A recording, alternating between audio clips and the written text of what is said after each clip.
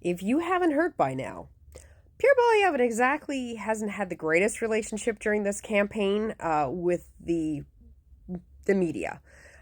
So far, he has taken the least amount of questions from reporters out of any candidate running. He refuses to let them just ask any question. Everything has to be predetermined ahead of time. They've even given questions to reporters to specifically ask. They will only allow certain media outlets to ask questions. Some of them are flat out denied if they don't like the question that they asked previously. All questions have to be pre-approved. It's been an absolute shit show, basically. With the media not being able to follow Pierre around on his plane, they get about 3 days advance notice of where he's going and when, in which they have to arrange their own transportation, which is not exactly easy to get flights sometimes last minute. They've had to rely on a lot of local reporters in order to go in and ask questions, which poilievre is taking advantage of by treating them like garbage, pushing them around at the PEI, at the fisheries that he was at. One of his people even manhandled some of the reporters. So I posted another video. I think I've posted at least 2 videos so far about the fact that he's just treating reporters like garbage.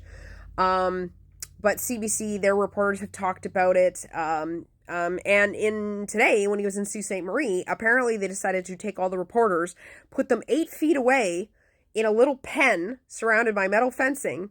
Like, it wasn't like full fencing. It was up to, like, it was just like rails or whatever. So they had to be 8 feet away from Pierre, and the crowd that he was talking to. So CTV had a reporter, and she had to yell to ask him a question, which was a question that I guess he didn't pre-approve.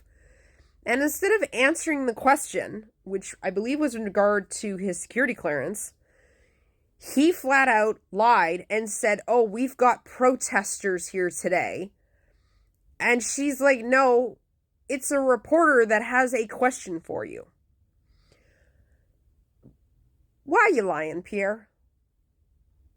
Like, you've been called out, you've been caught, you pretended that she was a protester, and now she's got a great story all along her Twitter. You know, if you go, it's Judy Tran, I believe. It was spelled T-R-A-N, or sorry, T-R-I, Trin. Sorry, my bad. Judy Trin.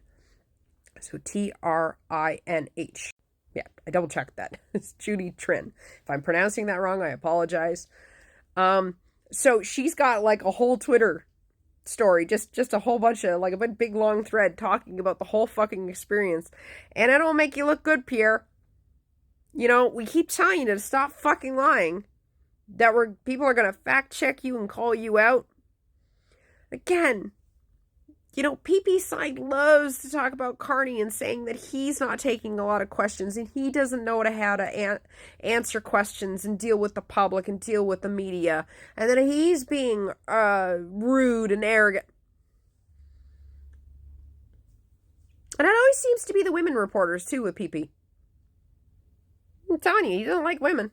He does not. That is clearly evident in the way that he... But yeah, protester. Called her a protester. When clearly he knew that it was the fucking pen of news reporters in behind you.